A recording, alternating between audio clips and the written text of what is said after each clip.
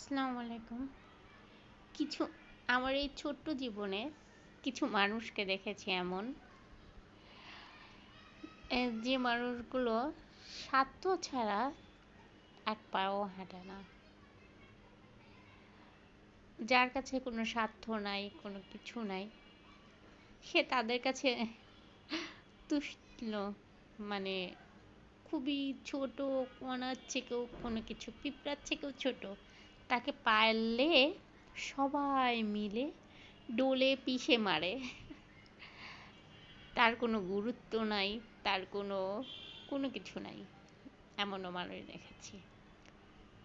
যে কোনো মানুষে, আহ, আমি এমনও দেখেছি যে ভাই বোন তো দূরের কথা, নিজের বাপ মাই নিজের সন্তানকে সময় সময় অবহেলা করে।